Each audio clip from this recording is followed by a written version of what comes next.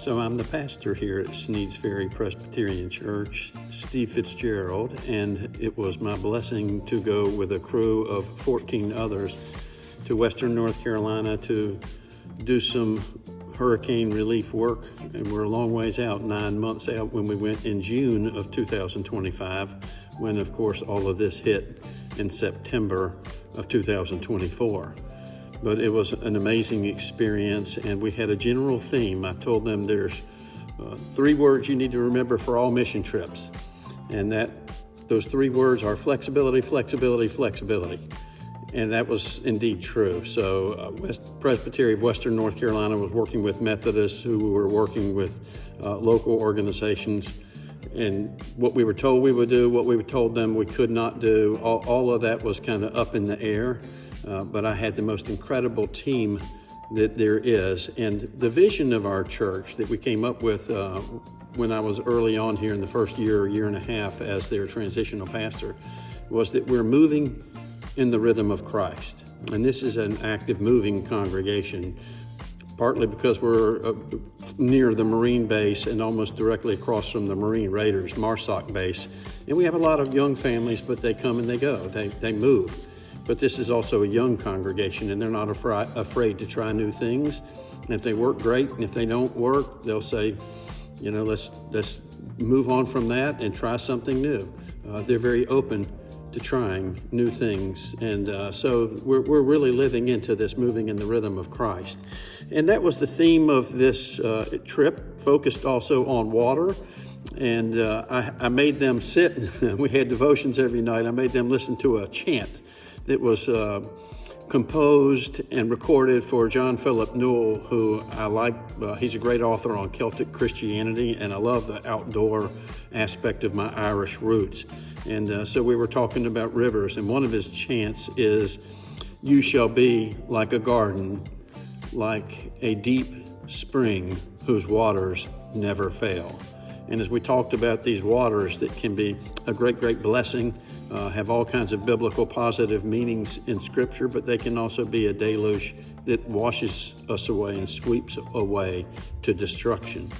So we focused on Isaiah 58, primarily verse 11, in that 58, verses 6 through 12. I won't quote that all to you, but verse 11 says, "The Lord will guide you continually and satisfy your needs in parched places, and make your bones strong, and you shall be like a watered garden, like a spring of water, whose waters never fail."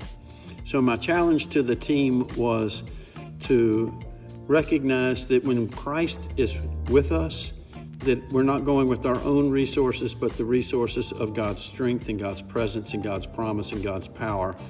And that we were to do what we could do as best we could, work hard, but also listen well. And I hope that you'll listen to the different testimonials from those who went on this trip and hear the blessings that they received and that they gave. And I think the blessings of deeper communion with God and our neighbors. God bless you, and thank you for taking time to listen to the experiences of some of those who went on our Western North Carolina mission trip. First of all, I'd like to thank the church and its membership for the support of this mission trip, whether it was financial support, food support, and certainly their prayer support. What the mission trip meant to me was, first of all, I created deeper relationships with the members of the mission team, specifically the A team that ended up doing a roofing project that we weren't supposed to do, but we did it. In Matthew 25:40, Jesus says, "What you did for the least of these brothers of mine, you did for me." And the purpose and the focus of that parable is to provide service where service is needed. So the 2 houses the A team worked on, the physical success, the physical difference was obvious. We met the folks, we had an impact on them, but the impact on me was probably greater because I was fulfilled by doing the work of God through God, representing His love to them. We talked with these people, we prayed with these people, and I walked by just fulfilled. I have the ability, I like doing things like that. So providing service where service is needed, sharing God's love through the work of sweating and helping folks in need in Western North Carolina, I would go on a mission trip again. We moved in the rhythm of Christ by showing love of neighbor during our church's rebuilding work in the town of Marshall in southwestern North Carolina. Locals were thanking us and we were thanking them as we felt blessed from our works and connections. Although we were exhausted at the end of the day and crashed on the sofa at our lodge, we felt revitalized. I felt blessed the moment that I asked to join our church group, and I'm very grateful to have been a member. We were moved in the rhythm of Christ, and so was our church family from our story. We showed love of neighbor by sheetrocking and spackling the inside of 31 North Main and to help the owners rebuild their place of business. The store was flooded with 10 feet of water and over a foot of muck. We listened and connected to the owners, Ken and Dave, as they sought to rebuild their business and struggle with the process of filing for the available assistance. We heard the story of Kalen, a local contractor. We showed love of neighbor by connecting with townspeople. Everyone has a story to tell, and Pastor Steve wanted us all to have conversations with the folks and for us to listen. It is important as part of the healing process for folks to tell their story of destruction and damage to their town from the flood caused by Hurricane Helene. Floodwaters of the French Broad River rushed into town at about a 30-foot height above normal levels. The upstream end of Marshall was swept away. We heard stories that the Madison County Courthouse lost its first floor due to floodwater, although it was located on higher ground and the center of town. We heard stories of local businesses repairing and reopening. Thanks to untold volunteers who just showed up to help, and thanks to many church groups. We connected with our church members on the trip. We all had various levels of skills and ability. We showed love of neighbor as we worked together. Everywhere people were grateful we were helping to rebuild Western North Carolina. They were also grateful that we listened to their story. We were grateful and felt blessed to have been on our church's mission trip. Hi everybody, I'm Ashley, Walter's daughter to the church. I was asked to make a video about our experience in the mountains, and if I had to say anything about it, I would say it was one of the best experiences of my life, and that's for many, many reasons. First of all, it was trying in that we had to be very flexible, as I'm sure many of the other people have told you, but that was rewarding in its own way for someone like me who tends to be a little rigid sometimes. The best part of the trip for me was meeting people, especially the church members who went with us. It was very uplifting and comforting to me to meet the people who get to see my dad every day when I'm so far away. And I feel very strongly the love that the church has for each other and for others.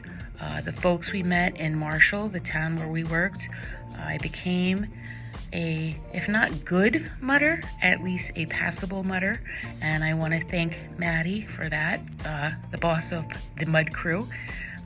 She was very patient with me, which I know when you're a teenager isn't always easy, so I want to give her a lot of credit for that. I want to thank Bill and Ellen for wonderful meals and just everybody on the trip. We had so many just great conversations about life and all kinds of things, and it was truly an experience that I'm going to remember for a long time, and I cannot express enough how highly I recommend that if you get the opportunity to do something like this, be it go on a trip or just in your daily life, to extend that helping hand and to show that grace and to show that love. It's so rewarding, and I really hope everybody gets to experience it. Thank you. Family, I'm here to talk to you about my experiences in the Western North Carolina work mission trip. it was absolutely an awesome experience. The first I heard about it, Pastor Steve mentioned it one Sunday morning. I felt a little nudge, an opportunity to do something, but it took me a few days to really come to grips with that nudge and understand it was the right thing to do. Had a great experience, not only helping people, but a great experience getting help from those people who demonstrated to me some incredible resilience, some hope and faith, especially looking at what their circumstances were. And their circumstances were pretty tough. But the greatest events probably occurred with me getting to know my church family, my team, in a real meaningful way. I don't recall that I had ever spoken to Taylor Cates at any time other than a greeting at church. And her and Bryce were absolutely amazing. They were on the work team with me and Scott. I got up on a roof with no knowledge, and Taylor taught me how to do roofing. And by roofing, we were actually helping someone get a little closer to normalcy. And the baby steps toward normalcy mean something, and these folks are in a pretty desperate way, but they're so positive about it. The other highlights were that our evenings together as an entire team, learned so much about everyone, and we had great conversation, meaningful conversation led by Pastor Steve. It was just an awesome experience to get to know those folks in a different setting and find out what wonderful people we do have around us. And Ellen and Bill did an amazing job preparing food for us. And in conclusion, Bill, you make the best coffee. If you ever get a chance and you feel the nudge that I do, I strongly encourage you to give it a shot. Thank you for the church for making this happen.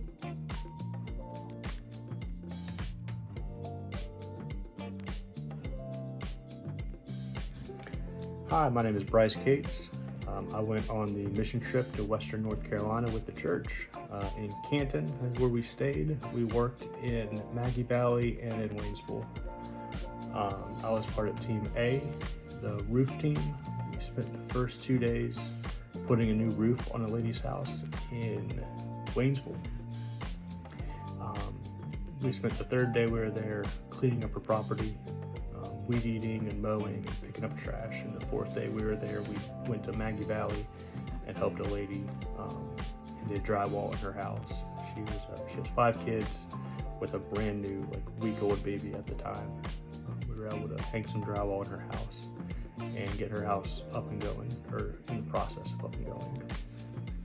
The first lady that we worked with, the first home rather that we worked on, that we put the roof on, that made the biggest impact on us. Not saying the second place we went to didn't, but the first one really impacted us the most, I feel like.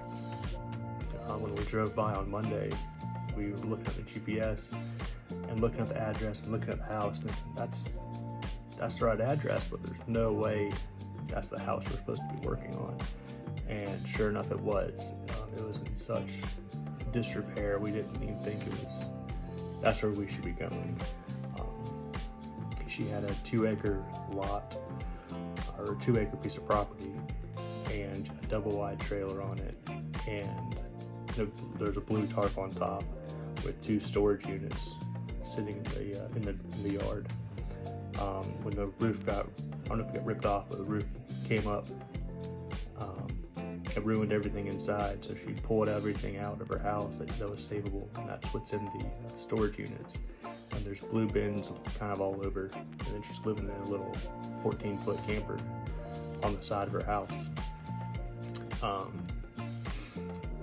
With all that, all the chaos, we'll say, we thought there's no way this is going to be good. We're walking up. She has probably a dozen chickens in 2 separate pens, and a couple wandering around. Just wondering what have we got ourselves into. We knock on the camper door, and she comes out just full of smiles, full of gratitude, of grace, of grace. Just not what we were expecting at all. It was inspiring to see her attitude towards everything. When we got there, before we started working, we introduced ourselves and said, you know, we're from Sneeds Ferry Presbyterian Church. She said, Presbyterians, I've heard of those. What's the deal with those Presbyterians? And we're thinking, oh no, here we go. She said, do you love Jesus? I said, of course we love Jesus. She said, that's all that matters, as long as you love Jesus. And that really set the tone for the rest of the week. That's something that I carried with me as we kept on going through the week. As long as you love Jesus, that's all that matters. And that really sums up our time, I feel like. These people up there, and I say these people, the folks that were affected by the storm, they have every excuse to roll over and say, why us? We can't go on, but none of them have. Nobody that we met up there had a bad attitude. They were all gracious and kind and loving, and obviously they were appreciative that we were there helping, but they weren't expecting it. They weren't saying, you know, they weren't just expecting us to do it. They were gracious. They were thankful.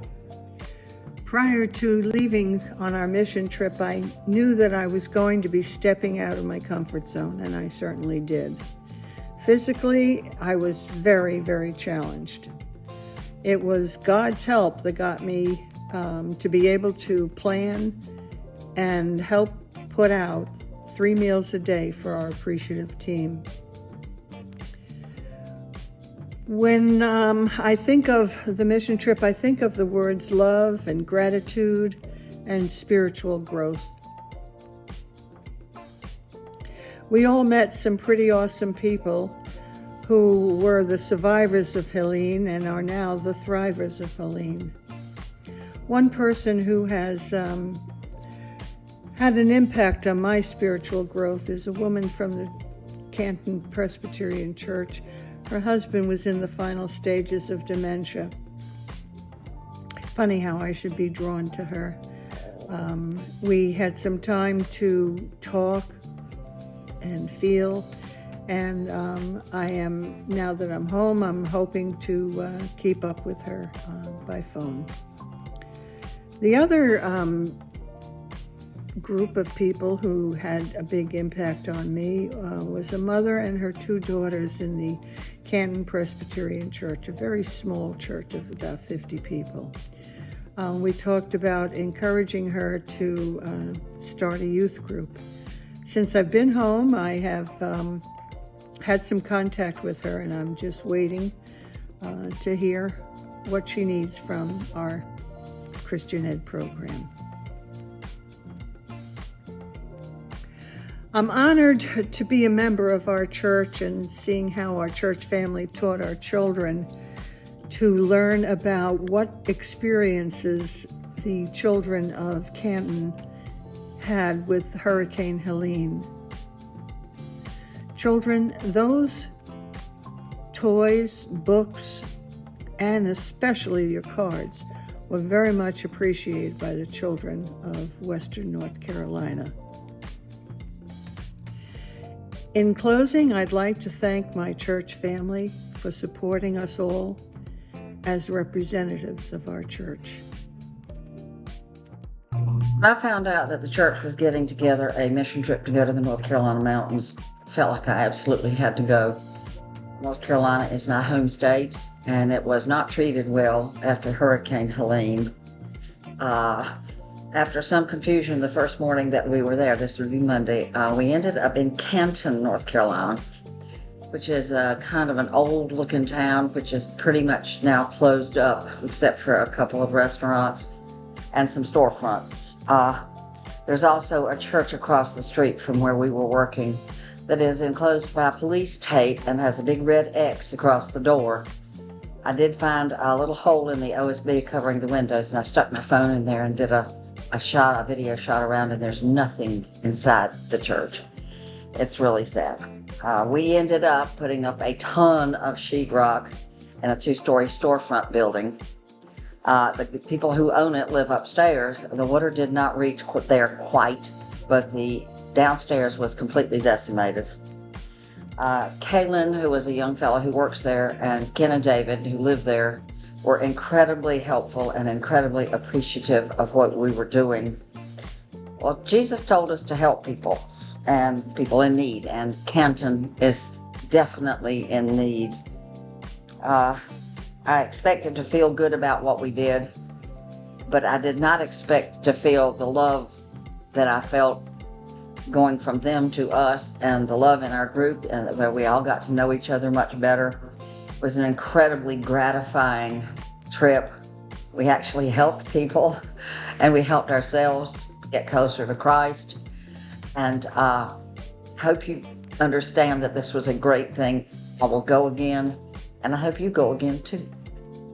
Comes to mind regarding the Canton mission trip is the teamwork and coming together as a team with people that I was acquainted with, but I got to know. And also to meet people where the only common bond I had with them was Christianity. Second thing is that God's work is very difficult, very hard, but very, very rewarding. And the third thing is that people appreciate a helping hand. I'm sorry and regret that I waited over 80 years before my first mission trip.